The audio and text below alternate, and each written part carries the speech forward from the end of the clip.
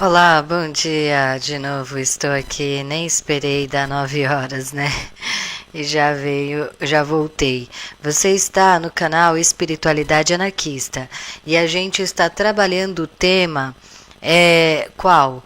A espiritualidade anarquista. Eu estou propondo diversos temas que eu acredito que faz parte assim intuitiva do que o projeto pode ofertar em diálogos, perguntas novas que a gente pode se fazer para o autoconhecimento e aí uma busca por uma moral e ética, por morais e éticas flexíveis, claro, mas que condiga com um bom convívio, dignidade de vida para todos, e enfim. Estamos trabalhamos vários temas, na verdade acabou, aí chegamos ao final dessa jornada aí da Odisseia terrestre, dos temas, eu espero, não quero, dos temas, ETs permaneçam da onde vocês estão, enfim, e a gente vai conversar aqui um pouco sobre o que foi trabalhado nessas lives aí que eu comecei, acho que faz uns 4 dias só, e comecei a fazer várias. E aí depois eu pego e vou tendo mais ideias dentro desse assunto e vou trabalhar durante o ano, como se fosse quase um resumo. Mas veja, tem muitos temas para se trabalhar que eu não trabalhei nesse tema espiritualidade anarquista em si, né? Mas, por exemplo, quando a gente fala de espiritualidade anarquista, a gente vai falar de anarcofeminismo. Se fala de anarcofeminismo, a gente vai falar sobre um monte de temas aí que são mais técnicos, né? Como o aborto. Tudo bem que tudo vai entrar em espiritualidade, né? Como não falar de espiritualidade e aborto, por exemplo. É uma, né? Aí já dava uns vídeos aí, um monte de vídeo, né? Então, por sinal, em aspecto de aborto, a gente tem pouco conteúdo ainda na internet, né? Educativo, reflexivo e tudo mais. Enfim, a gente vai tendo várias ideias, não nunca para.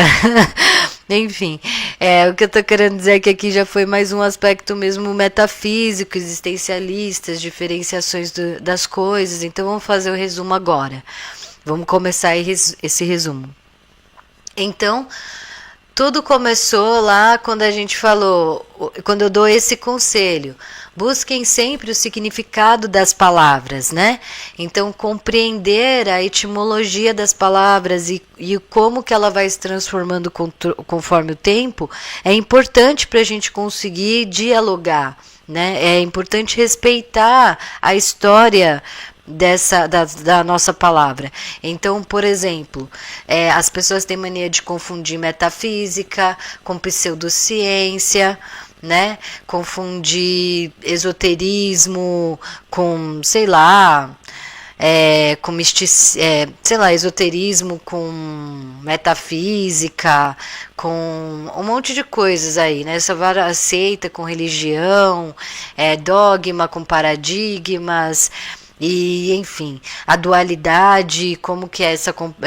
Às vezes a pessoa, sempre que eu vou conversar, é engraçado. É sempre um cara, né? Sempre que eu vou conversar sobre questão de, por exemplo, assim, falar pra ele: olha, vamos falar sobre espiritualidade, eles falam sobre Zaratustra, aí chega lá e tudo é Zaratustra, né? Zaratustra, zoroatrismo, né? Zoroatrismo e tal.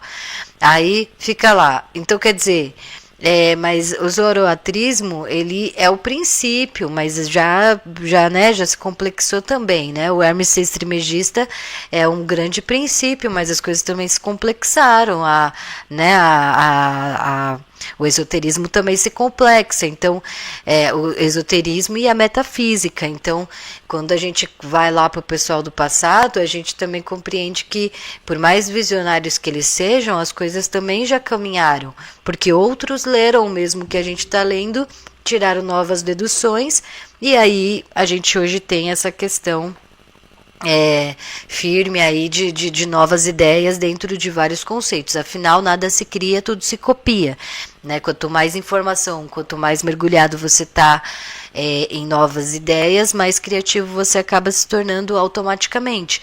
Então, a compreensão é importante, porque às vezes a gente vai deixando passar. Dogma é a mesma coisa que, sei lá, pragmatismo, né? E aí, quando o assunto vai se complexando, aí vai ficando cada vez mais difícil a compreensão dos outros, né, nos temas. Às vezes a gente tem que saber a diferença do que é metafísica, né, e do que é pseudociência. Né, o que é uma metodologia científica aplicável e o que é algo empírico, mas que também faz parte de um processo educativo, por assim dizer. Entende? Então, como que a gente pode nos proteger de pseudociências, né? Então, a pseudociência, a gente está em tudo, ninguém tem... por exemplo, você chegar numa pessoa e zoar com ela, porque ela está dentro de uma pseudociência, é quase que um tiro no pé, porque do mesmo jeito que ela está numa pseudociência, você pode estar e nem sabe, né? Porque a pseudociência também é um delírio coletivo, que acontece e aconteceu com todo mundo. É difícil só as mulheradas do passado que não caem em pseudociência, tipo Michael e o resto, tudo nós mortais sempre caímos em alguma coisa, eu acho, né? Vai saber se ela também não caiu. Então, quer dizer, o ser humano é assim mesmo, né? A gente vai aprendendo a filtrar as coisas para cada vez mais estarmos atentos à realidade, mas ninguém tá a salvo de cair ou não numa situação aí de ideias equivocadas, né? E trago por um pensamento que se disse científico. Por sinal, a gente tem até pouca ainda, né? A gente já de ler artigo, poucas pessoas que vai lá atrás dos artigos científicos, lê o artigo científico para falar como que foi a dedução e tudo mais, né? A gente ainda não chegou muito nessa coisa de pegar artigo e ler, assim, e a gente gosta muito de quem faz isso, né? Porque é algo realmente bastante ainda tenebroso, assim, para nós, né? A questão de pegar um artigo, ler e decifrar ele, às vezes tem que passar quase um mês lendo o artigo da pessoa para ver onde está a pseudociência, para onde ver, né? É um trabalho intenso esse. Então não é fácil não é brincadeira não. Vamos lá.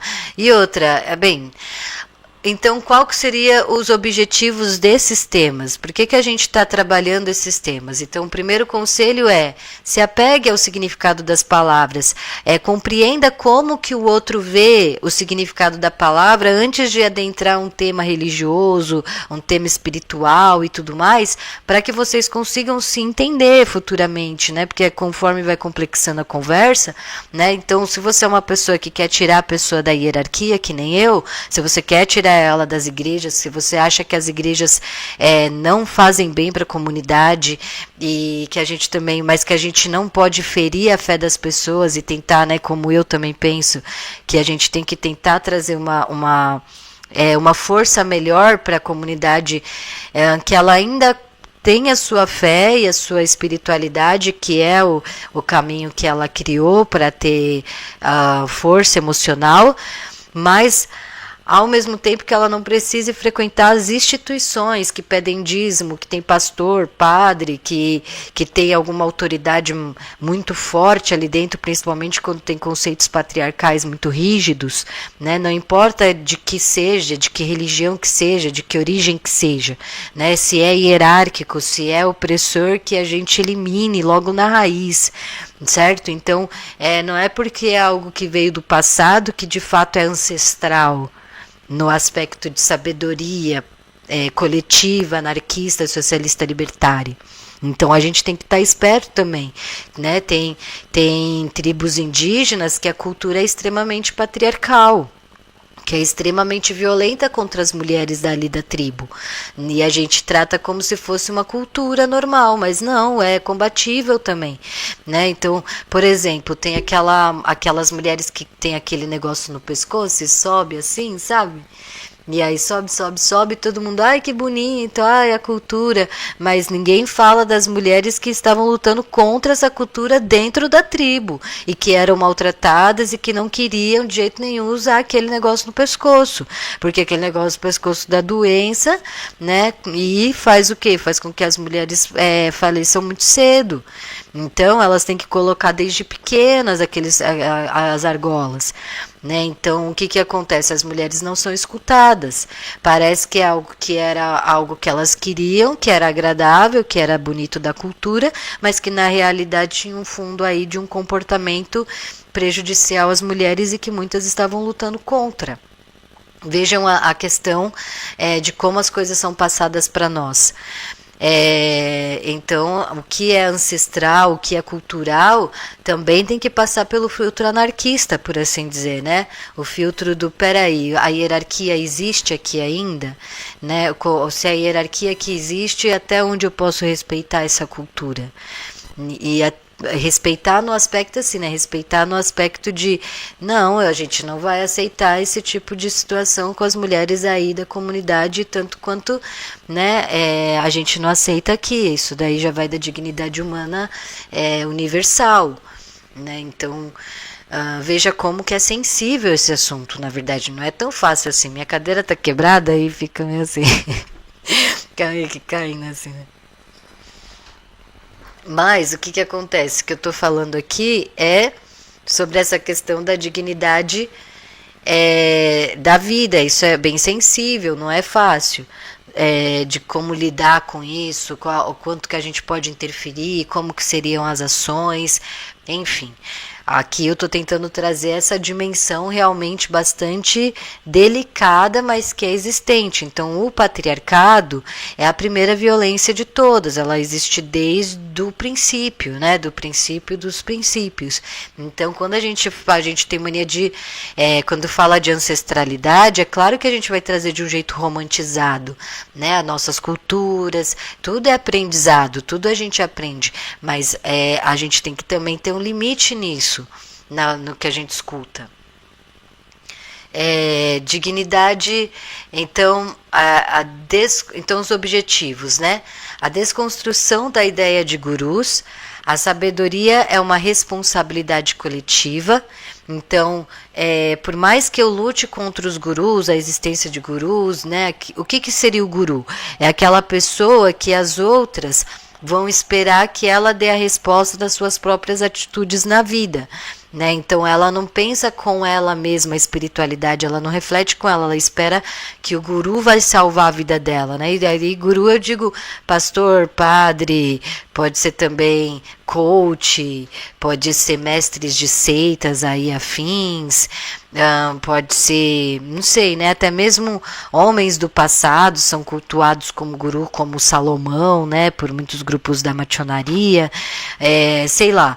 Todas essas pessoas assim que trabalham nesses aspectos de buscar alguém que vai ser o exemplo total da minha vida. E outra, né? Eles geralmente exigem grana, exigem financiamento para suas palestras, para suas coisas, ou também tem essa questão do punir. Se você não fizer o que eu estou falando, alguma coisa muito ruim vai te acontecer, né? Que para nós bruxas isso é chamado de maldição, tá? Por exemplo, se alguém chega para você e fala assim: olha, eu desejo tudo de bom para você, que a sua vida prospere e tudo mais, isso é uma benção. A pessoa está abençoando você quando ela fala, né? Nossa, do jeito que você está indo, você vai ter muito sucesso na vida, né? Eu já vejo você conquistando as coisas que você quer. Então isso é o que? Uma bênção, né? Aí essa pessoa fica, nossa, vai dar tudo errado, não faça isso, né? Não faça isso não, né? Isso já é um conselho, né? De repente você tá aconselhando. Mas tipo, sei lá, se você sair daqui agora, não vou falar isso, senão amaldiçoa, né?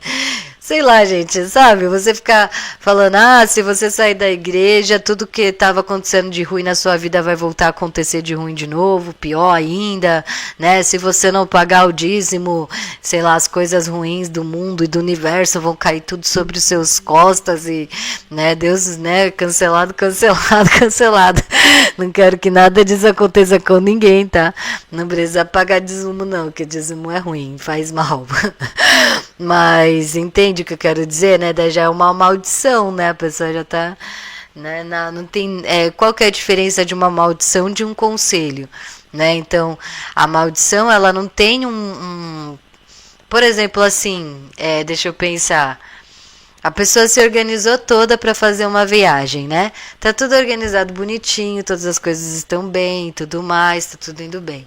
Aí uma pessoa que não quer que a outra vá viajar por algum motivo, aí ela começa a arranjar várias imagens, né, catastróficas para que a pessoa, né, para alertar a pessoa de que vai dar errado.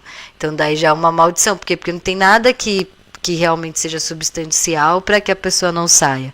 Daí se a pessoa sai e acontece algo ruim, aí o que vai ser? Vai ser premonição ou foi cocriação? É bem complicado, tá vendo? Mas o que acontece, né? As pessoas elas vão ter essa ideia de, enfim, desses gurus, que esses gurus ficam punindo, ficam castigando, ficam ameaçando, né? Ou o que se você tem que seguir o que eu tô falando, que é assim que é a vida e pronto, né? Paga dízimo para mim, eu vou usar esse dízimo, né? Esse dízimo, essa palestra que custa mais de 6.000 paus, né? De mangos, ou essas coisas todas aí. E eu uso para mim mesmo, então eu compro limousines, eu compro mansões com essa grana, né? Então a sabedoria é uma responsabilidade coletiva. Se a gente ficar esperando, né, que vai ser os YouTubers, né, que vão fazer a sabedoria da comunidade acontecer, ou ficar esperando que é o pastor, o padre cair para depois a gente criar a nossa sabedoria, é algo bem complexo, né? Na realidade a gente já está vivo agora e nós é que temos que criar a nova sabedoria para a comunidade.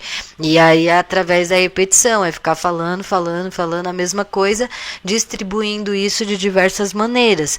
Aí pode ser através de mensagens mais assertivas, mas também pode ser através de mensagens mais leves, mais agradáveis, né? Então, ambos são importantes, ambos causam entusiasmo.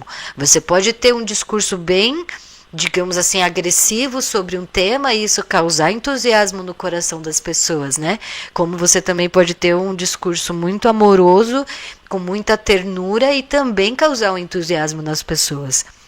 Ambos são ferramentas muito importantes do que?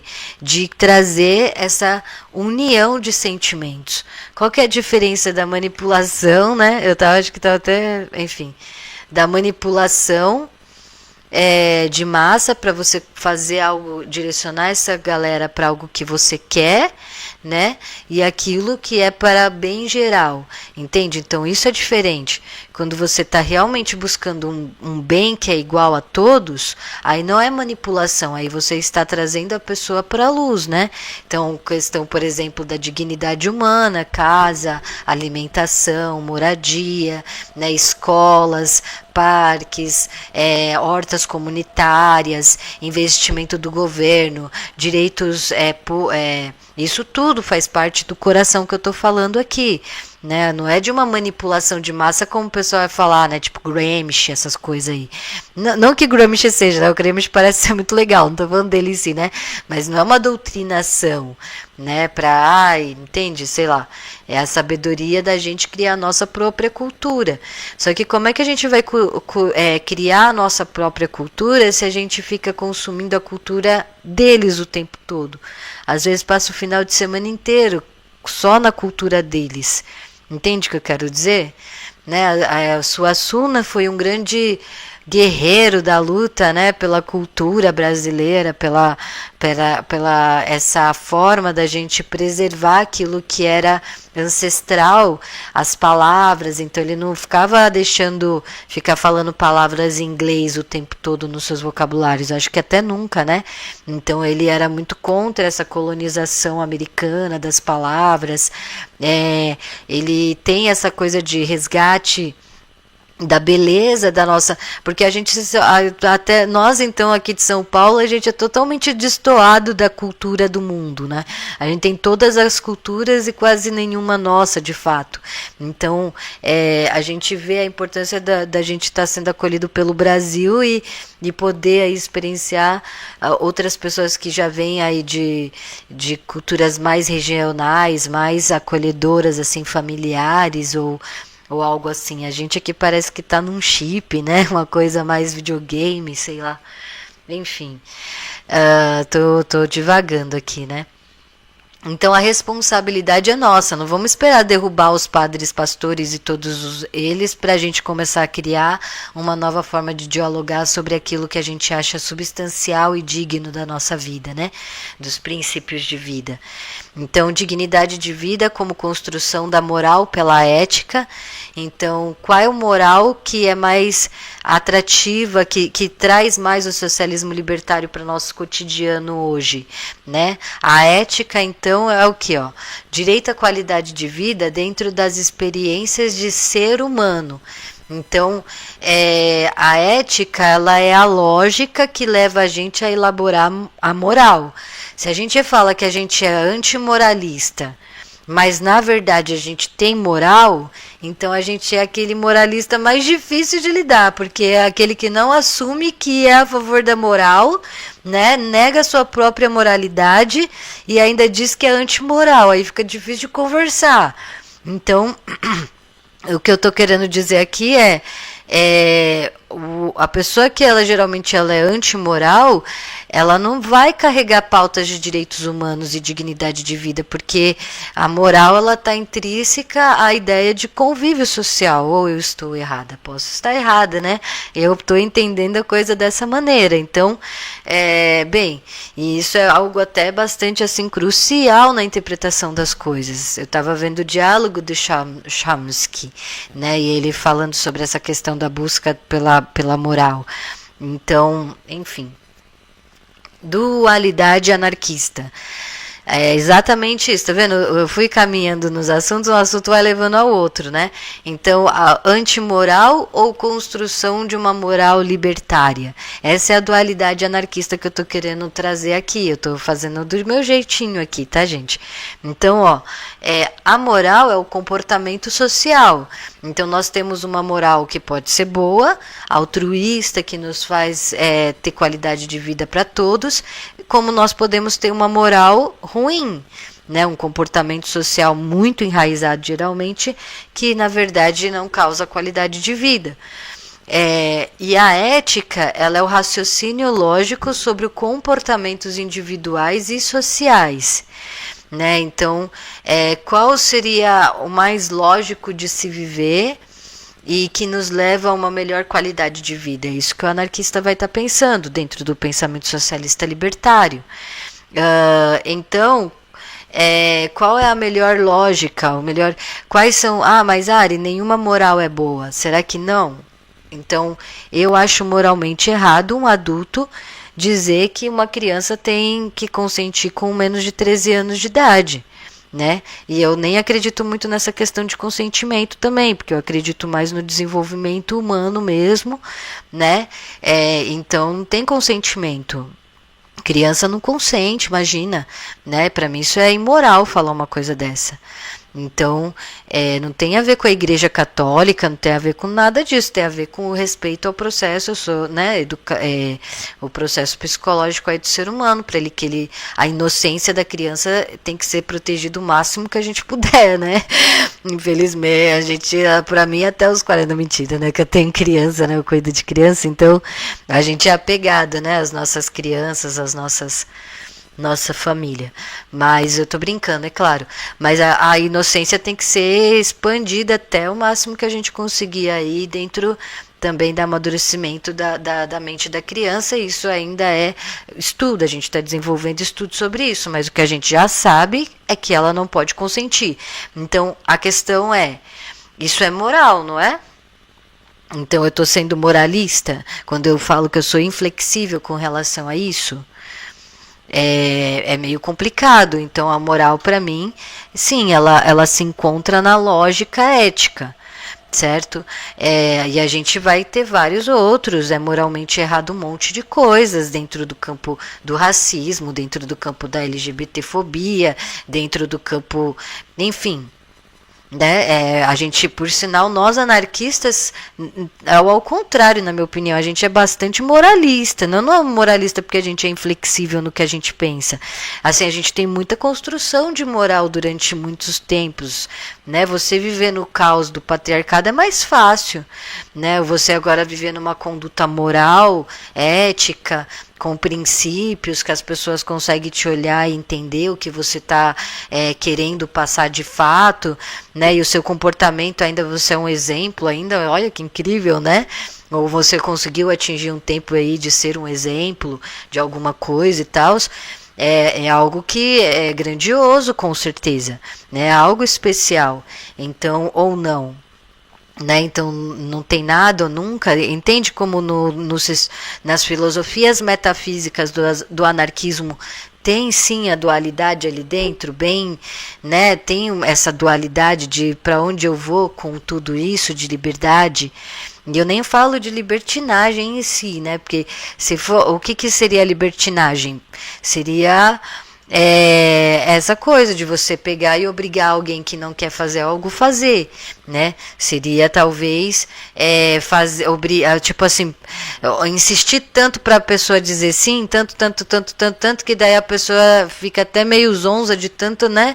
E aí a pessoa acaba dizendo sim, sendo que ela nem sabia se queria dizer sim, sendo que ela, na verdade, talvez até quisesse dizer não, né? E na verdade disse não, até não aguentar mais, e aí acaba se cansando de sim, será que foi um consentimento mesmo, né? Então veja, no anarquismo, não sei se isso é a nossa geração que está começando a ver que realmente dentro do anarquismo tem essa questão, ou começou a surgir agora de fato essa entrada aí de uma nova ideologia que é meio antimoral, né? Ou que busca uma imoralidade como uma forma de rebeldia contra os sistemas conservadores, mas até onde a gente vai com tudo isso, né? Porque daí a gente está tendo uns comportamentos que, na minha opinião, tá manchando o anarquismo, né? Tá assim, uma coisa que a gente, uau, né? Nem imaginei que isso fosse acontecer. Nós anarquistas sempre tivemos muito, enfim, né? Mas é papo para outra história. Espiritualidade anarquista como construção da moral e ética de convivência coletiva. Nossa, eu esqueci de apertar aqui para ver se estava indo. Estava sim. Ufa. Por isso que eu fico meio perdida, sabe? Com essas coisas de tecnologia aqui. Então, espiritualidade anarquista como construção da moral e da ética na convivência coletiva. Espiritualidade anarquista como construção moral e ética da convivência coletiva. Então, como que a gente pode usar a ferramenta anarquismo e tudo que a gente já construiu de estudos, os exemplos, né? A gente tem que viver o nosso tempo. Então, a gente tem bastante conhecimento, a gente está numa época muito próspera de conhecimento. Então, como que a gente já pode usar tudo isso que a gente aprendeu para agora colocar o anarquismo em prática? Ou a gente vai esperar até quando? Né, para mudar o nosso comportamento, para nos livrar dos comportamentos viciantes do próprio sistema. Então a gente vê que a gente teve uma década de... Ai, gente, eu não vou nem saber falar, acho que é 60, sabe? Que tinha aqueles homens que começam a se construir aquele personagem do homem rebelde, né? Que ele é o bad boy, as meninas todas gostam dele porque ele é malvadão, mas ele é bonito, né? Aí ele fuma cigarro que nem um doido, mas esse aqui é o charme dele, as meninadas tá atrás dele, e aí ele começa a ser o rebelde, aí depois os filmes começam, alguns, né? Teve um assédio muito grande, acho disso, de filmes que começam a colocar os adolescentes brigando com os pais, lembra de uma coisa assim? Então o adolescente já ia para as drogas porque o pai não entendia ele, porque a mãe não entendia não sei quem. Antes era uma questão de violência familiar, né? Depois começou umas coisas meio absurdas, tipo, só porque a mãe não deixava sair, ou o pai que não deixava falar na hora do almoço, né? Tem umas coisas assim, não sei, enfim. Aí vai criando um personagem depois que é um roqueiro, meio mais com as calças rasgadas, já mais largado, que também é pras drogas. Daí vem Christiane F., que era para ser uma denúncia contra, né, essa nova. Depois da década de 80, que o crack vem, né, para a sociedade. E aí acaba sendo um problema muito grande de saúde pública, porque ele vem como um substituidor de drogas que só que ninguém sabia que ele era tão potente assim, né? E isso foi trágico para a juventude da época, né? A juventude da década de 90 sofreu muitas coisas, né, devido à falta de informação que hoje a gente praticamente temos e podemos até temos, né, como responsabilidade passar para as pessoas que ainda não estão digitalizadas no mundo da internet. Mas a gente vê que o que acontece? A galera pega e tem esse. Quando vem o crack para a sociedade, começa a causar vários problemas com a juventude e, de certa maneira, isso tudo acaba sendo romantizado pelos filmes norte-americanos e estadunidenses e tudo mais, como se fosse, né, até mesmo as pessoas ali e tal. Não sei nem se isso era algo muito. Se foi orgânico que começou a acontecer. Mas aí muitas pessoas e adolescentes acabavam se inspirando nisso e querendo entrar nesse universo, né? Por umas coisas que a gente pensava que de fato era bastante. Não era substancial, mas já era, né? Porque a influência da internet, da influência dos filmes e tudo mais, só que. É um pouco complicado pensar que talvez o movimento anarquista, quando vem com assim os punks, se não fizer bem essa distinção entre, né, o que você está buscando de verdade, como é o seu estilo de vida e o cotidiano das coisas que você leva, como se interfere diretamente num aspecto meio que você simboliza meio que esse símbolo, né, assim, daquela pessoa, enfim, não sei, né, qual que vai ser a diferença aí do anarquista, punk, mesmo que seja punk e tal, desse estereótipo que foi criado aí, do que seria, né, esses personagens tão contra a cultura que foram criadas na década de 90 e para cá para frente. E agora eu não sei mais nem como é que tá, porque já vai fazer muitos anos que eu não acompanho série, não acompanho nada. Eu acho que as coisas ficaram muito múltiplas, né? Tipo assim, como a gente tá, a globalização aumentou e tudo mais, a gente realmente agora temos já não é mais que nem antes, né? As coisas já não pegam tanto quanto era. Não sei, faz tempo que eu não estou muito perto, assim, não sei como é que tá as coisas. Mas a gente tem que começar a pensar sobre isso. É muito bonito quando a gente vê a demonstração de ternura, né, dos punks, assim, sabe aquelas fotos que aparecem?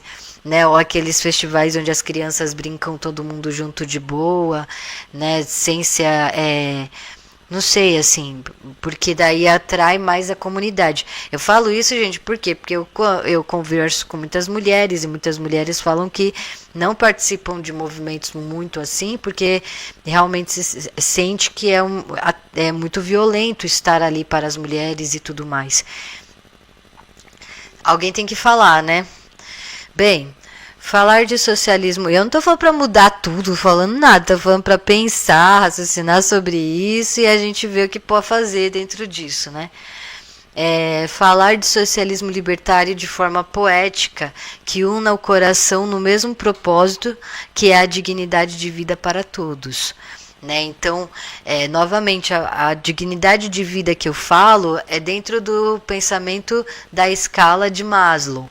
Né? Então, a dignidade de vida seria o quê? Primeiro, a pessoa ter saúde para ela poder fazer todo o organismo dela funcionar razoavelmente bem, né? Dentro de beber água, comer, né? Do aspecto de poder ter um banheiro para poder ter a sua intimidade de forma digna, sem ninguém ver, né? Cuidando da sua higiene de forma íntima.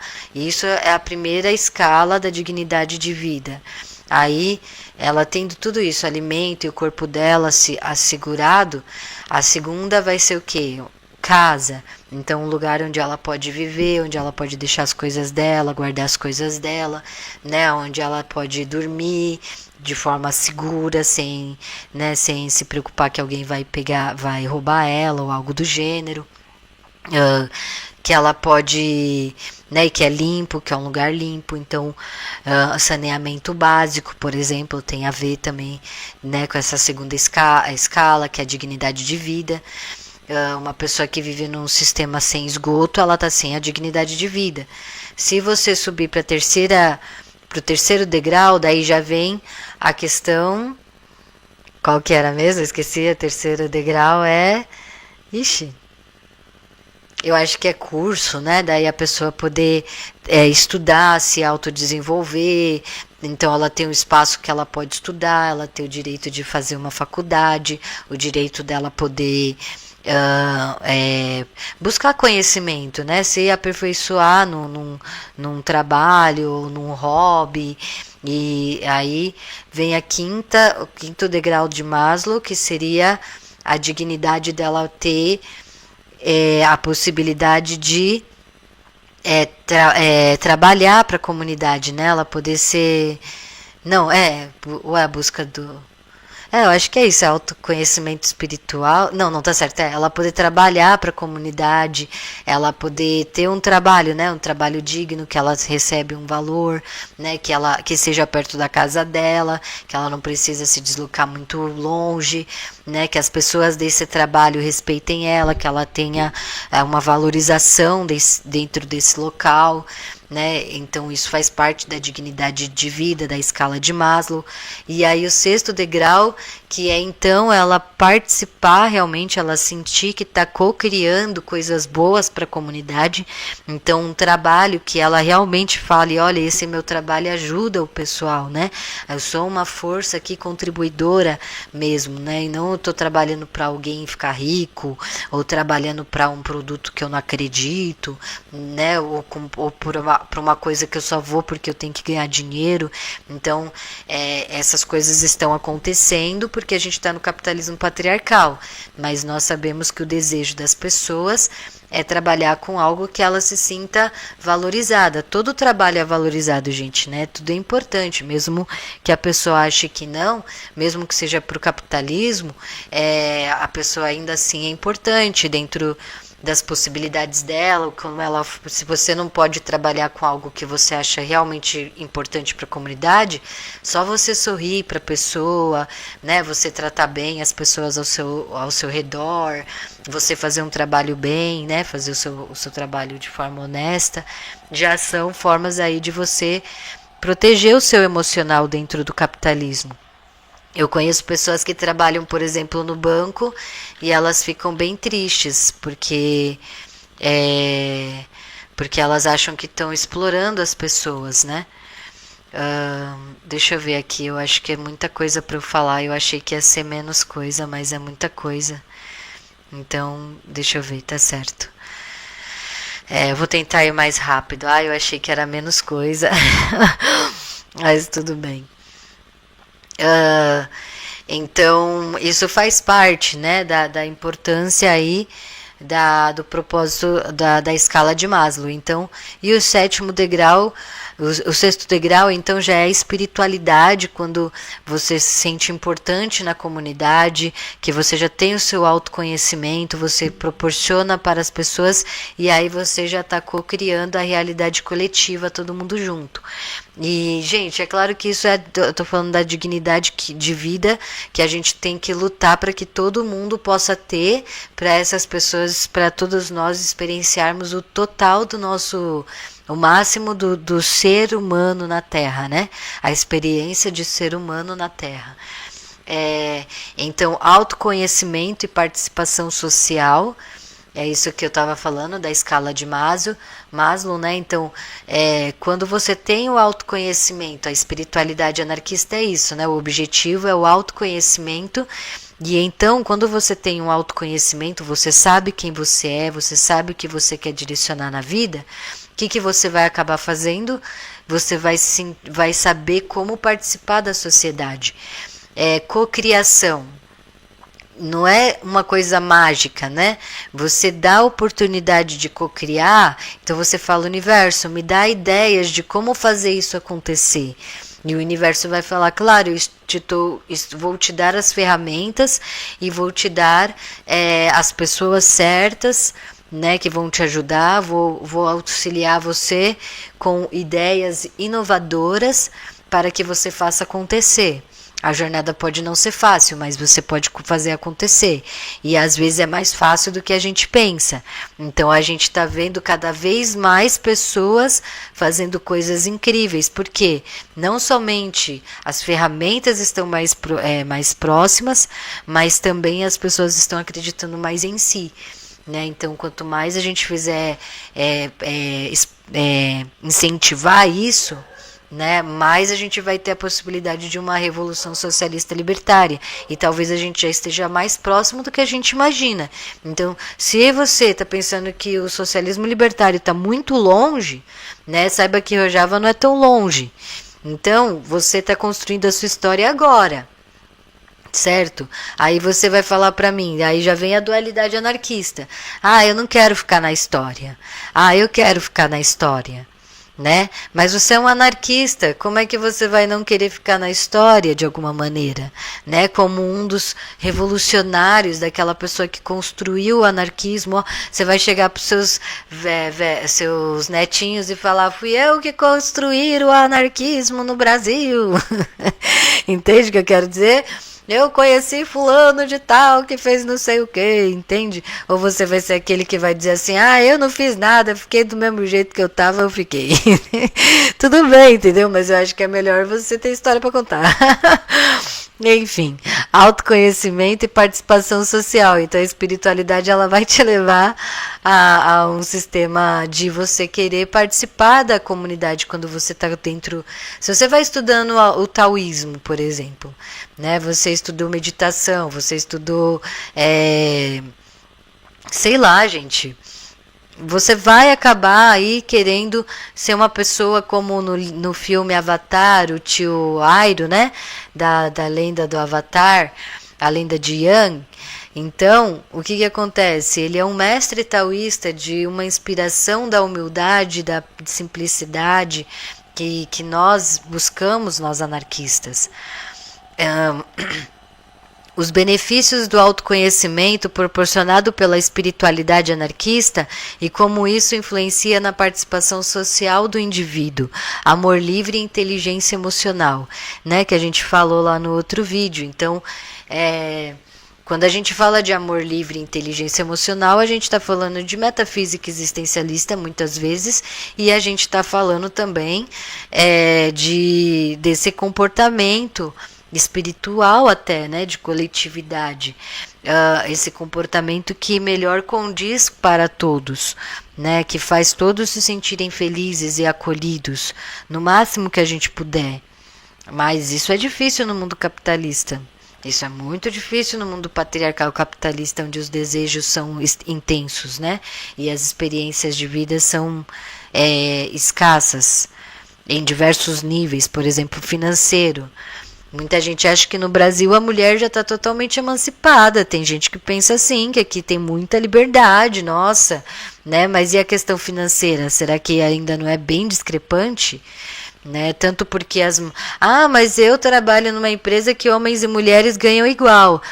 Mas as mulheres pega e faz uma compra da casa que custa mais da metade do seu salário, né? Paga a conta de água, luz, telefone, enquanto o bonito, né, não tem, mora sozinho, não tem família, não cuida, abandonou o filho, quer pagar R$ 200 por mês de pensão, quando ele recebe 3 pau por mês, né? Então, porque, entende? Fala que o Estado protege mulheres. Então, e aí, como é que é isso? Ganha o mesmo salário, mas a mulher tem muito mais questão de saúde para lidar com o próprio corpo, né? Tem a questão dos absorventes, tem a questão da feminilidade que é obrigatória na comunidade. Quanto menos, né, mais desfém, menos feminina ela é, menos aceita ela é, então ela tem que estar toda hora, né, tomando cuidado aí com a sua aparência, com o jeito como ela fala, age. Então, tudo isso é contado, né? Tá tudo no papel. Por exemplo, um restaurante, eu estava até vendo essas coisas mais minúcias, né? As coisas mais pequenas. Você vai no restaurante que é serve-serve, daí o valor tá lá R$ 23, um prato, e aí R$ 30 livre, né? E fala que é promoção, que é bom e tal. Só que as mulheres não comem nem metade do que os homens comem.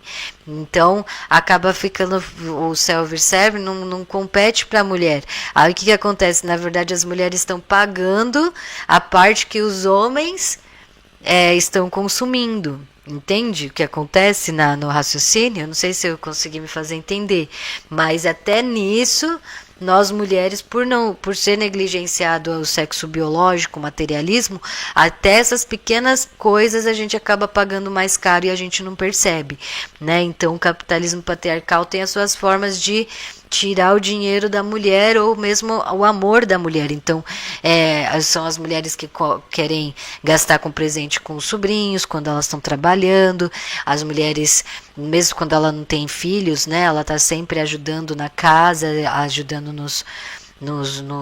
nas finanças, enfim.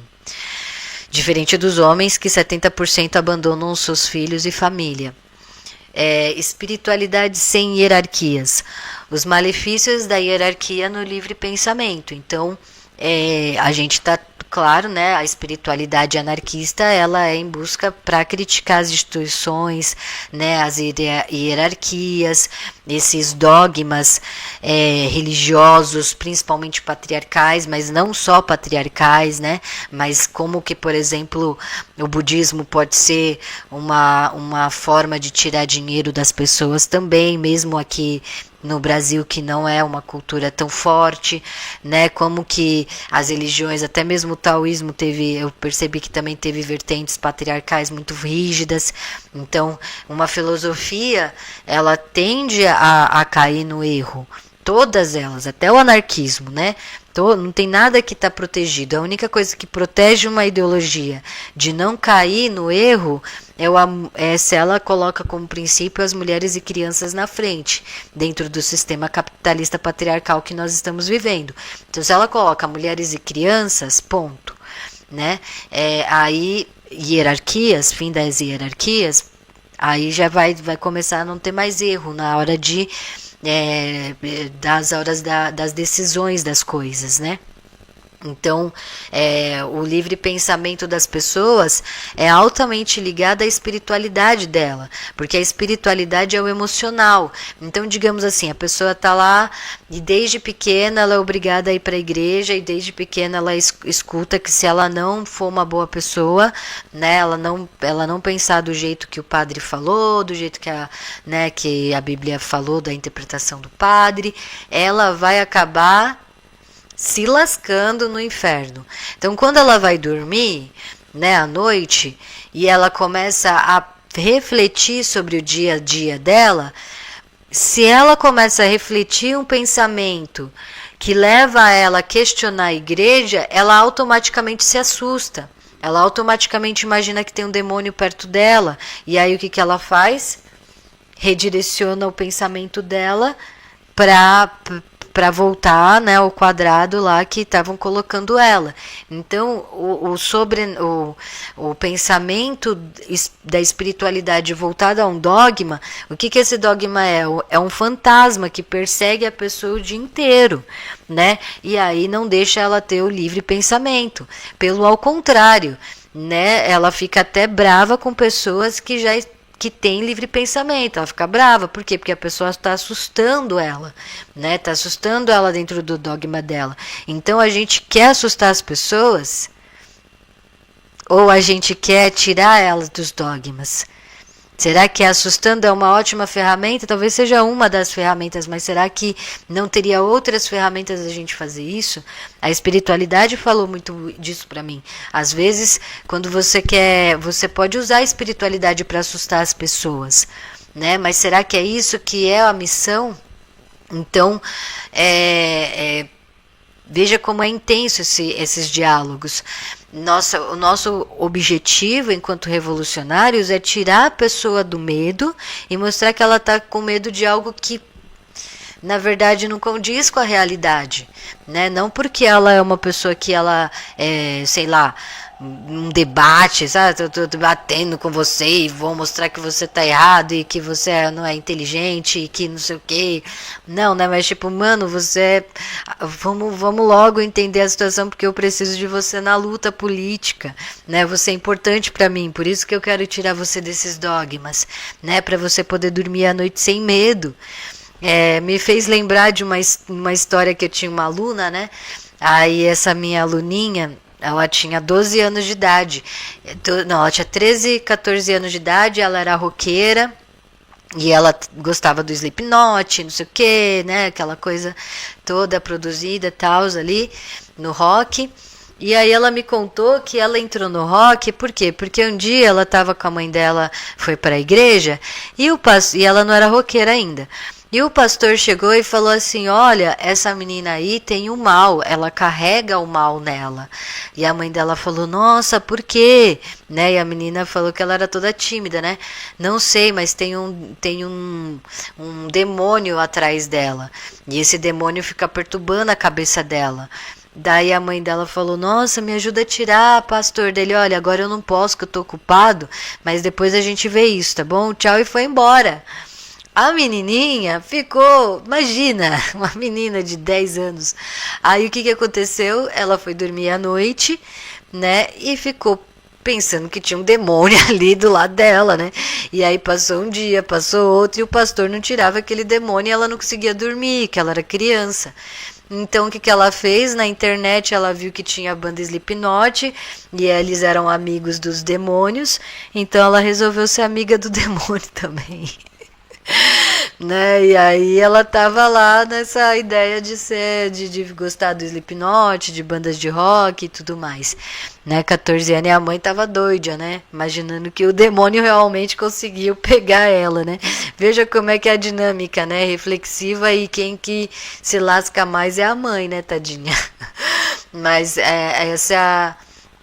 essa coisa, né? Mas o que ela foi fazer? Ela estava tentando ter um pouco de descanso. Eu nem sei se realmente estava funcionando isso, né? De ir para o Slipknot. Na época eu também não estava muito ainda entendendo a espiritualidade e eu não sabia bem o que falar. Hoje eu diria para ela que, primeiro, que demônio, né? Se ela fizesse orações positivas para trazer coisas positivas, então as crianças são bombardeadas com muitas coisas pesadas e negativas, né? Então eu falaria para ela assistir filmes bonitos, histórias com finais felizes, eu falaria para ela sempre estar em colorido, porque se ela irradia a luz de felicidade, né, os demônios não vão querer ficar perto dela, porque senão eles vão ficar o quê? Contagiados. Então o ser de luz contagia os espíritos das trevas. Logo eles não querem ficar perto de quem é da luz, porque eles não querem ser contagiados. A informação ela é passada.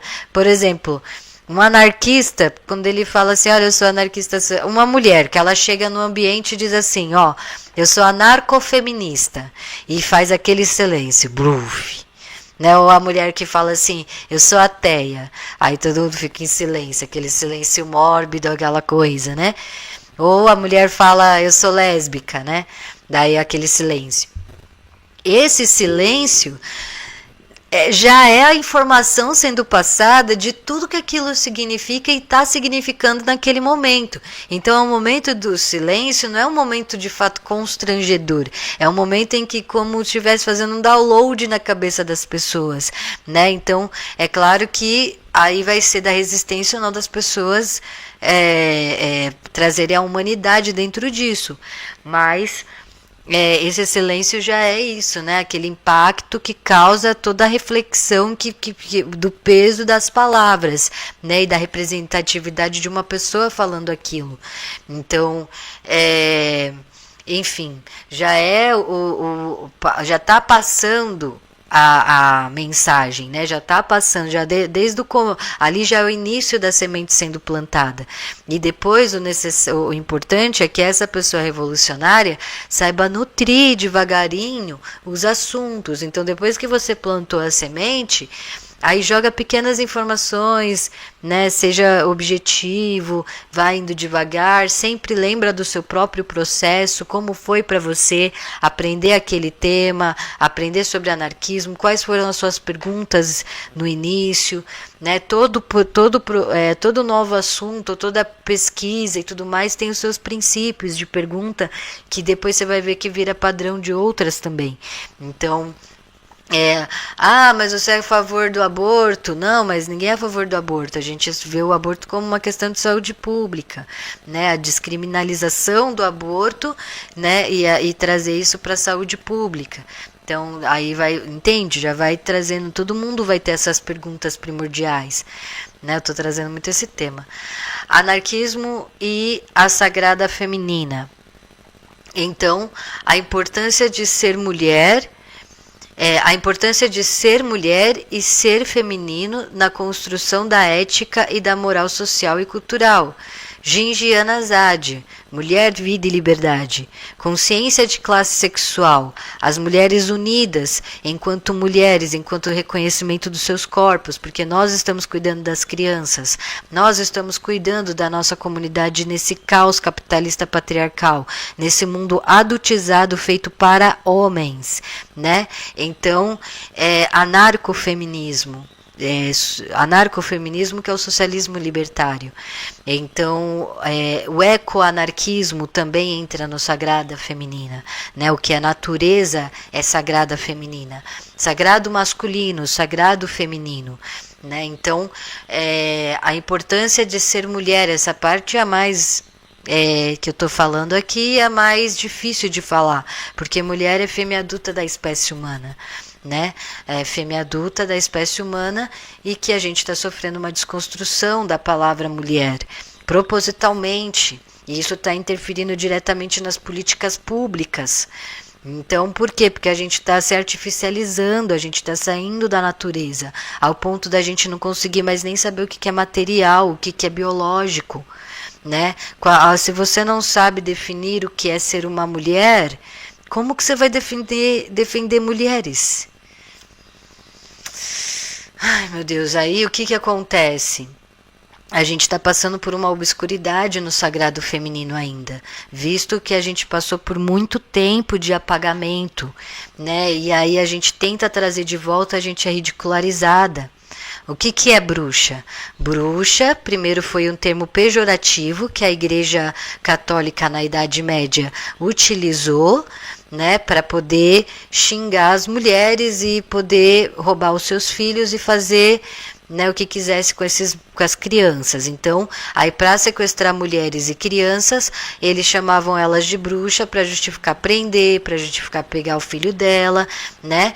Mais do que, é claro que também tem a ver com chá, né, que as mulheres, aí as desculpas eram, né, eles achavam qualquer desculpa, eles queriam pegar o padre ficava interessado naquela mulher daquela comunidade, entende o que eu quero dizer?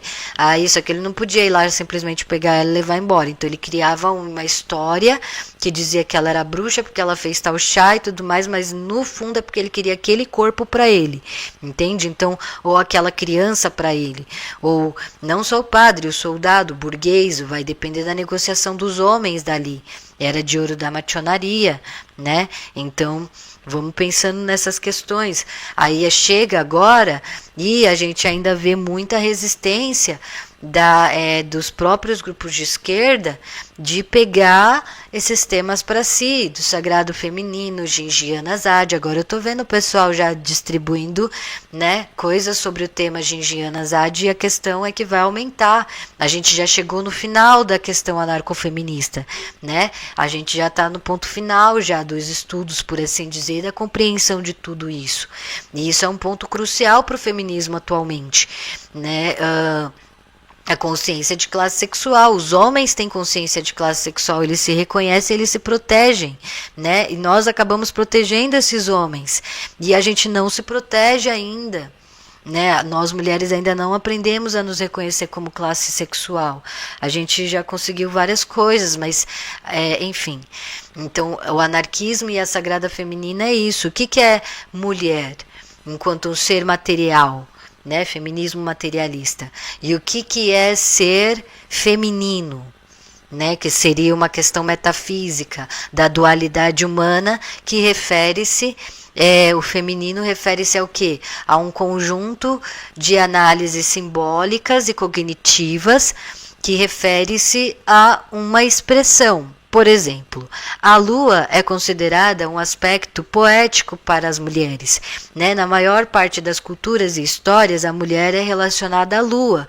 Por quê? Porque a lua tem 4 fases e a mulher menstrua, tem 4 fases também, né? Então a mulher menstrua. Olha que lindo isso, né? Por si só isso já é muito bonito, né? Então é algo, a menstruação deixa de ser um pecado para ser uma poesia, né?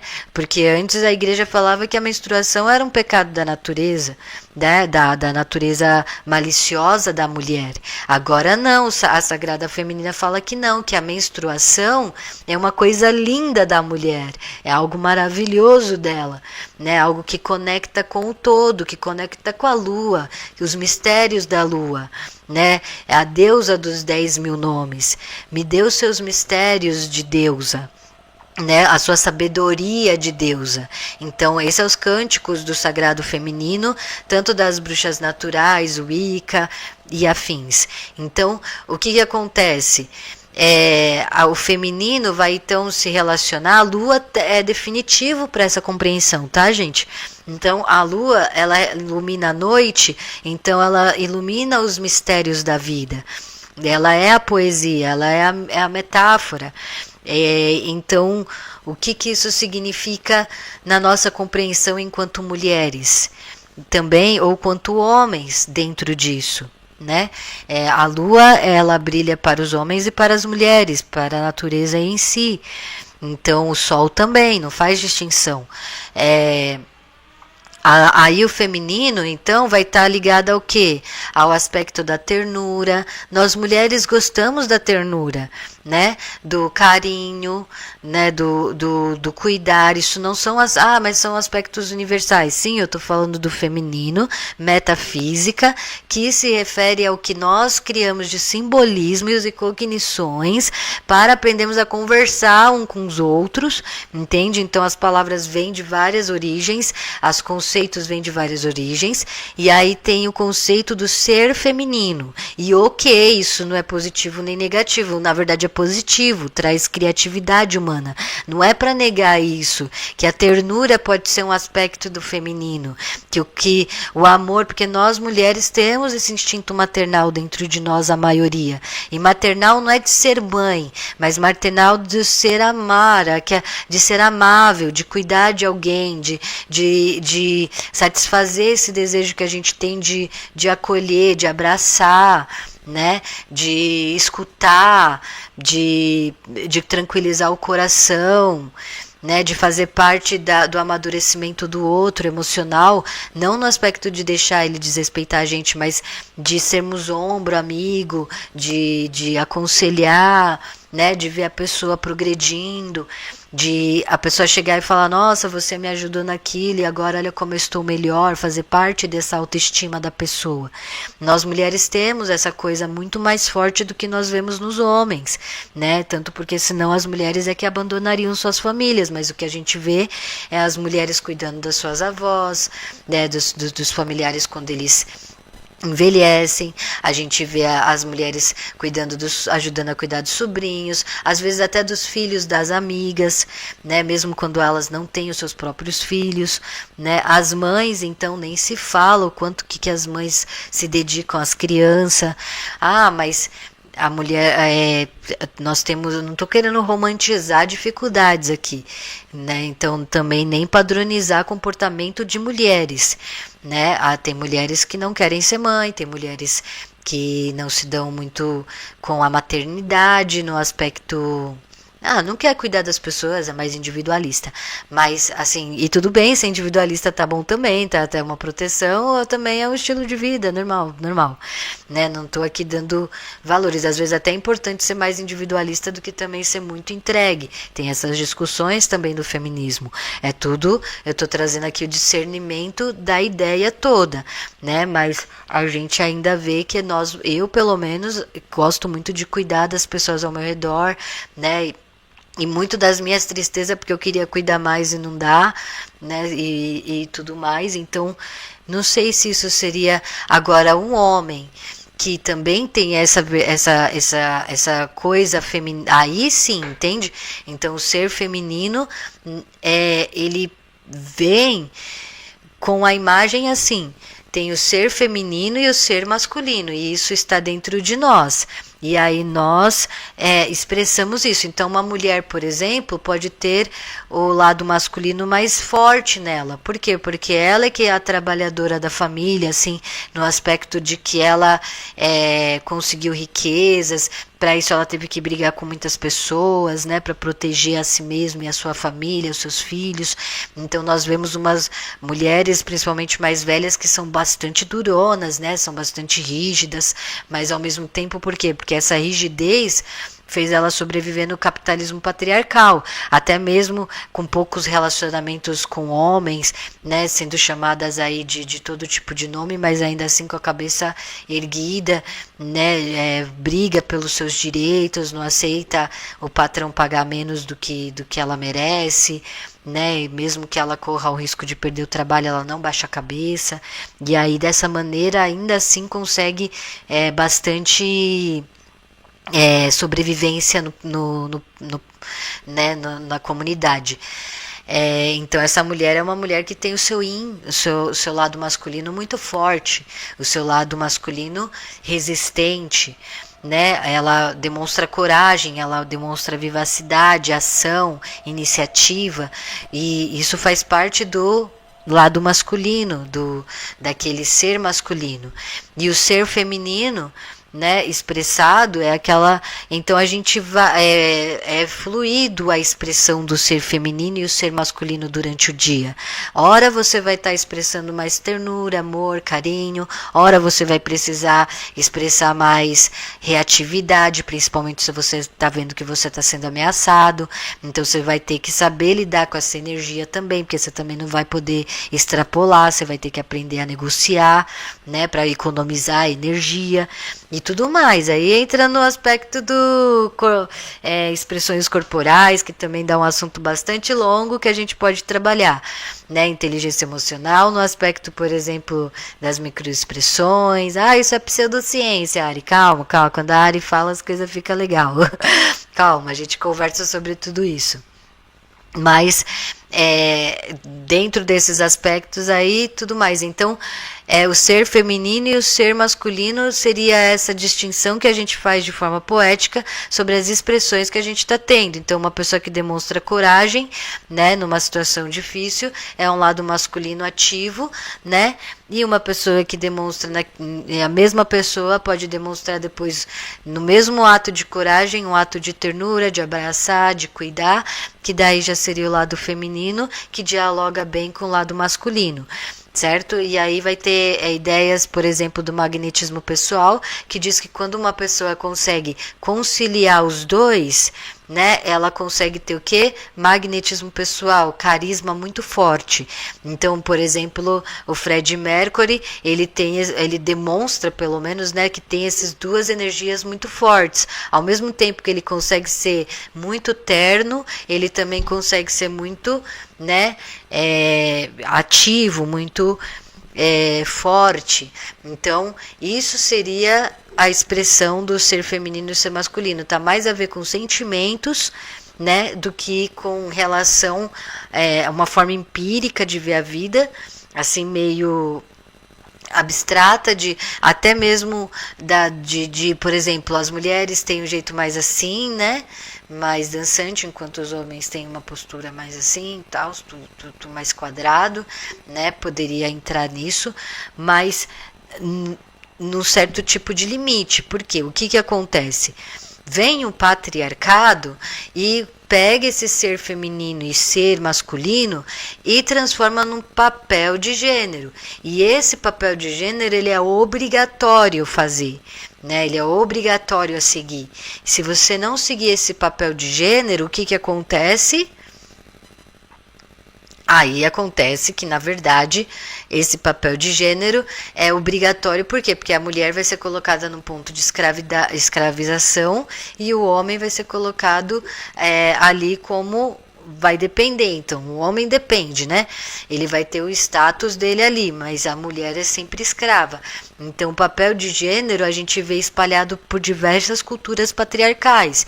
Então, tem papel de gênero onde o homem, ele é o quê? Ele é considerado... Não, o homem tem que andar sempre de calça, o homem não pode usar vestido, o homem tem que ter barba, o homem isso. E a mulher daí já é pior, né? Por exemplo, os vestidos grandes.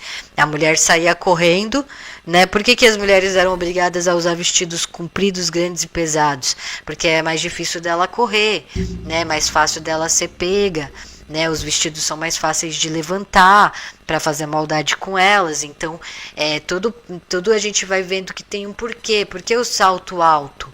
Porque é mais difícil dela correr de novo, né? Então, até mesmo chegou ao ponto da China quebrar os pés das mulheres, falando que a deusa Lua achava que as mulheres com os pés menores, né, eram as mais bonitas. Então virou uma tradição que as mulheres, desde a infância, tivessem que colocar aquela coisa no pé, né? E aí não podia crescer. Então, machucava o pé, deformava e tudo mais. Aí falava que era uma cultura que as próprias mulheres gostavam, né? Isso aqui, na realidade, a gente sabe que é uma imposição, porque elas ficavam com dificuldade de correr, de locomover, de se defender. Então, a gente vai vendo os papéis de gênero social que vão vindo de legendas. Então, vai depender do patriarcado e dos homens daquele patriarcado dentro das suas sandices, né, principalmente sexuais. Então, ele monta o sistema, por exemplo, o catolicismo. Ele é moralista, ele é puritanista. Na verdade, não, né? Os padres, pastores, os romanos fazem a Igreja Católica de um jeito ao qual permite que os homens continuem fazendo as suas perversidades sexuais, né? Então, na verdade, não é bem que é puritanismo. Quem era puritano, de fato, eram as mulheres, eram obrigadas a ser puritanas dentro do ponto de vista dos homens. Por quê? Porque eles regulavam, né? Eles tiravam o direito de sim, não da mulher dessa maneira, né? Ela tem que ser pura, pronto. Aí se alguém fizer maldade com ela, ela não vai querer falar que ela tá impura, porque se ela falar que ela tá impura, vão querer, né, piorar a situação para a vida dela. Então ela ficava em silenciamento sempre que ela era maltratada, entende? Tudo tinha e essas arquiteturas patriarcais, elas acontecem tanto de forma orgânica, né, e tanto de forma, né, não tem estratégica. E aí falam assim, Ari, mas dentro dos... Simone de Beauvoir dizia que dentro das... não existiria violência, né, não existiria o opressor se não tivessem oprimidos, né, que incentiva a situação ali, né, que coapitam, né, copitam com aquilo, copitam. Bem, o que isso significa? Isso significa que sim, os homens da comunidade, mesmo os pobres, aceitavam, por exemplo, a prostituição e continuam usando a prostituição mesmo sabendo que isso é o regimento dos homens ricos, né? Mas ele quer participar de alguma forma, né, do pouco desses privilégios. Então, sim, tem os homens cooptam dentro do sistema patriarcal e por isso que o patriarcado ainda continua. Enquanto a gente não combater, né, as estruturas básicas desses papéis de gênero, então o papel de gênero é essa obrigatoriedade que as mulheres têm que seguir para que os homens, né, tenham direito cada vez mais ao acesso ao corpo delas. Isso aqui é o patriarcado, isso aqui é papel de gênero, né? Então, o papel de gênero a gente vê dentro da justiça quando, né, há pouco tempo atrás a mulher não podia viajar sem o consentimento dos homens, e várias coisas absurdas do gênero que o Brasil ainda enfrenta aí de luta. A alienação parental tá aí, né? Como pode dizer que a gente já melhorou? A alienação parental, né, é um absurdo que pode pegar qualquer mulher a qualquer momento, né, mães e filhas e filhos e tudo mais. Então, uia, quanto tema, né? E eu vou continuar, gente. Vai dar 3 horas de live, mas hoje eu vou, porque daí eu já finalizo, entende? É o último dia do ano. E aí o ano que vem a gente faz melhor as coisas. Mas eu já gostei dessa temporada aqui. Vamos lá, vamos descansando. Uia, deu até uma tonteira agora falar tudo isso. Gente, a coisa é louca. Esse ano vai ser bastante intenso, viu? Esse ano vai ser o ano. Então, né? Aí o que acontece? Deixa eu colocar aqui, pronto, eu me sinto mais segura. 1 hora e 14 minutos. Vamos lá que tá acabando. Espiritualidade na resistência, né? Que a gente está resumindo aqui as coisas que a gente já estudou, já refletiu. Espiritualidade na resistência. Então, para a resistência política, a gente sabe que a gente está sempre correndo riscos de vida quando a gente é um ser político. A nossa liberdade está sempre sendo colocada à prova. Então, nós precisamos de uma espiritualidade que nos incentive a lutar, que ela seja além das barreiras impostas aí por esse sentimento que a gente tem de derrota, né? Como se o capitalismo tivesse vencido e a gente tivesse sido derrotado. O que faz você brilhar o seu olho para levantar e ir para uma manifestação, né? E se isso brilha o seu olho, brilharia o olho de outras pessoas, né? Você vai para uma manifestação, você vai lá e você dedica a sua vida a dar liberdade por aquele tema que você acredita ser importante, né? Principalmente quando está dentro da dignidade de vida. E se você, por exemplo, né, o que será que fez a Dilma manter-se firme enquanto era torturada? Será que a imagem de sua mãe sorrindo para ela, né, fazia com que ela criasse mais entusiasmo de estar ali, né, a imagem de pessoas que a gente ama? Quantos momentos felizes, né, da simplicidade você está criando agora para que ele seja um contínuo movimento de memórias boas que vai te fazer querer ter mais força na hora de lutar pelos seus direitos. Então a gente vê muitas imagens, não sei se vocês já viram, de pessoas sendo presas, principalmente na Palestina, né, pessoas lutando pelos direitos humanos, e aí a polícia vindo prender elas e elas tipo sorrindo assim, sabe? E aí, sabe? Vocês já viram isso? Né? Então, tipo, a inspiração, o entusiasmo, né? Isso é muito lindo de ver. Então a gente tem a Pakshana Azazi, que está presa lá na prisão de Irém, acho que é assim que fala, Irém, na Palestina. Ela estava na luta pela emancipação das mulheres e foi considerada uma terrorista, por assim dizer, pelo Estado Islâmico, e agora ela está presa, né? E a gente não sabe bem o que vai acontecer com ela. A gente está torcendo para que ela seja livre, que ela ganhe a liberdade dela. Deus, por favor, Senhor, faz isso acontecer. Deus, a todas as forças. Eu rezo todo dia para isso, que ela tenha liberdade. E ela é uma jornalista. E ela escreveu uma carta da prisão para nós, né? E nessa carta é completamente lindo como que ela traz a ancestralidade, né, o amor que ela tem pela mãe dela, a saudade que ela tem da mãe dela, o quanto que o patriarcado está influenciando na nossa cabeça, enfim, linda carta. E isso é espiritual, isso é resistência, né? Ela lembra da família dela, a saudade que ela tem e o desejo dela, dá até vontade de chorar, né? Eu sou muito sensível. Mas ela usa a imagem... Ai, gente, tá caindo cabelo aqui. ela usa a imagem da família dela para criar vontade de sair de lá e ver de novo a mãe dela, ver de novo o sobrinho dela, poder abraçar o pai dela. Então, isso é resistência na espiritualidade, é aquilo que une, o que faz os olhos brilhar. O que faz os meus olhos brilhar é o sorriso das pessoas que eu amo, né, o som da risada, né, da pessoa que a gente gosta.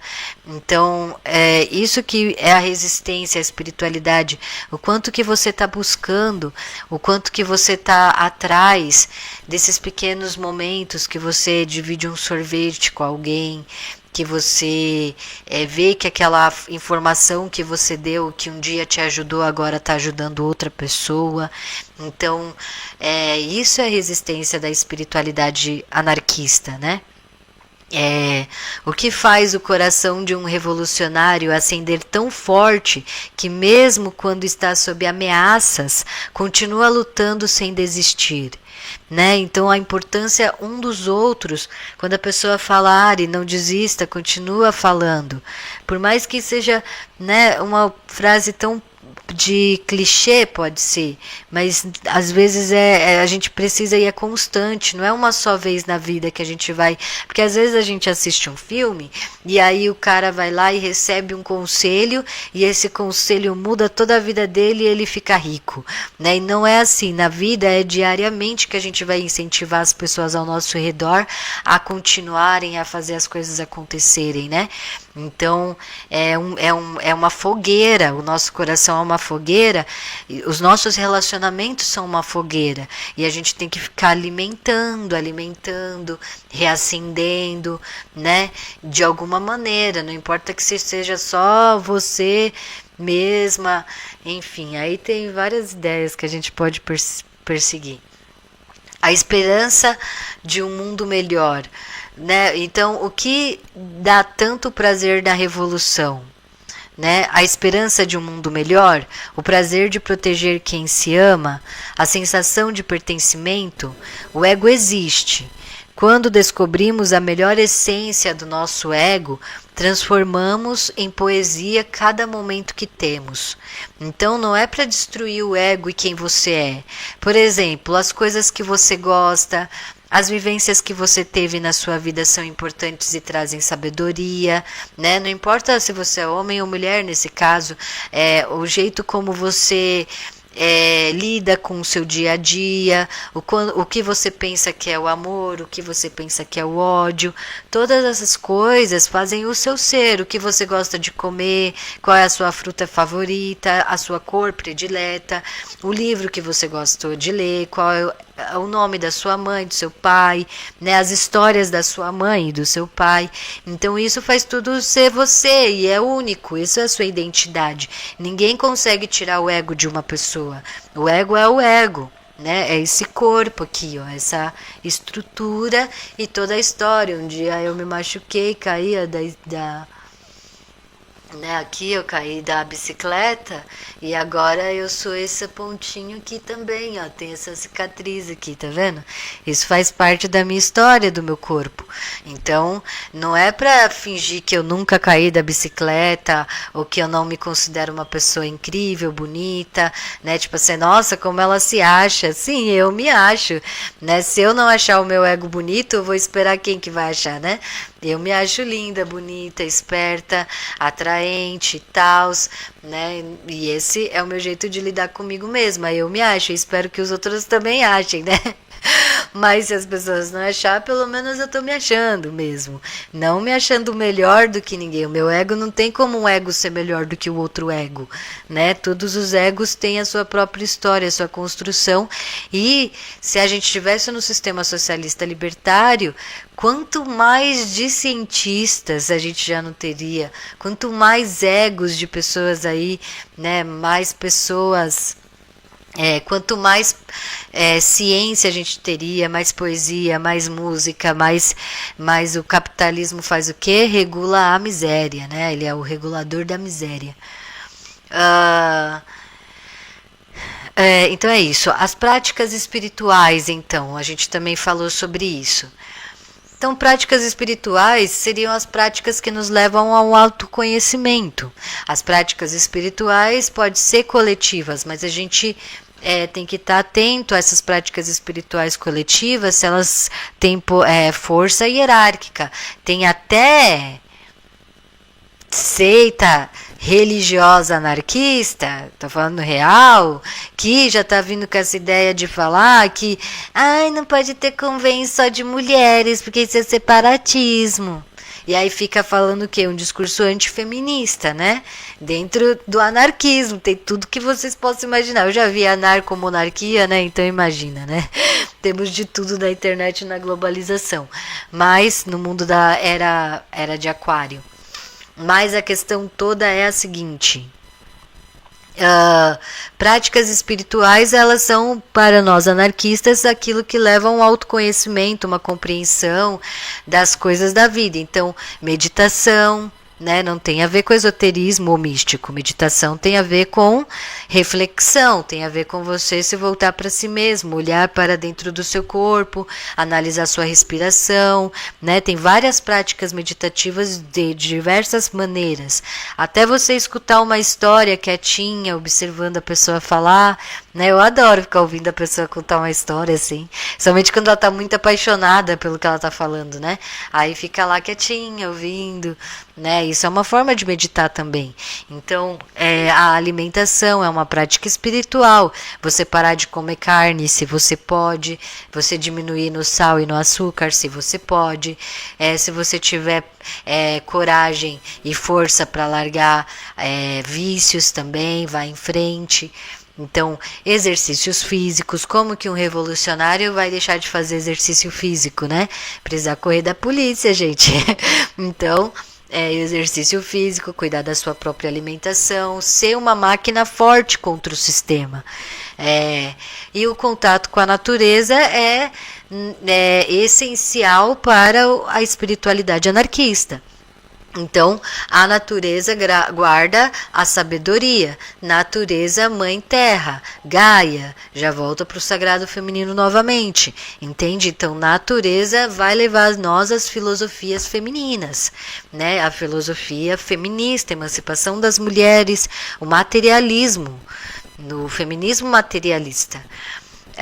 Natureza espiritual anarquista.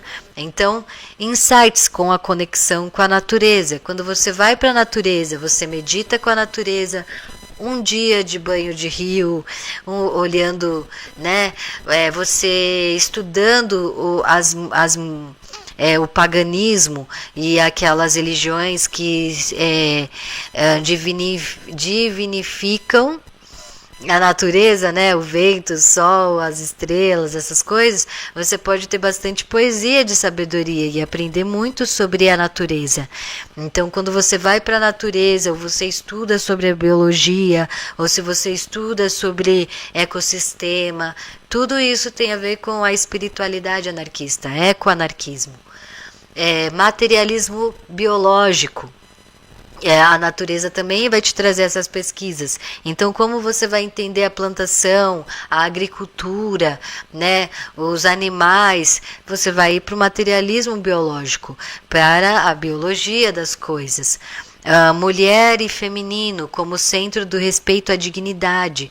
Então, o corpo da mulher, como seria uma sociedade ao qual seria regida para o corpo e a dignidade das mulheres em vez dos prazeres dos homens, né? Os prazeres mesquinhos dos homens. Em vez de capitalismo patriarcal, se fosse matriarcado no aspecto de respeito à dignidade das mulheres, né? Nossa, olha só, uma pessoa me ligou. Eu, na verdade, está me ligando, né? Isso é algo muito novo pra mim. Daqui a pouco eu te atendo. Calma, já vou. Ai, meu Deus, dá até medo, né? Bem... então, a natureza espiritual anarquista também vai nos trazer a humildade, a simplicidade, esoterismo e autonomia, né? Então, esoterismo e autonomia. Perigos da hierarquia no esoterismo, a gente falou sobre isso. Então, além das igrejas católicas, islâmicas, judaicas, que são esotéricas, né, que também está dentro do esoterismo, também existem as seitas que são hierárquicas, né, que por exemplo, o satanismo tem muita vertente hierárquica, os convents têm muitas vertentes hierárquicas, né, maçonaria, por exemplo, e que não são pegas como esoterismo, ou que não parecem que são questionadas tanto quanto essas outras que são maiores, né, às vezes dá a impressão até que a gente está só lutando contra o catolicismo, o judaísmo e o islamismo, mas não, a gente está lutando, e tem vertentes ainda que não estão nem mais querendo lutar contra o islamismo, né? Tem pessoas de esquerda que estão defendendo, tá um absurdo, né? Mas assim, até mesmo, bem, não vou adentrar esses temas mais tão pesados, mas pelo amor, né, gente? Não é só eles, nós temos diversas seitas aí, tem muitas espalhadas que levam conceitos patriarcais. Então, também a gente trabalhou no esoterismo e autonomia,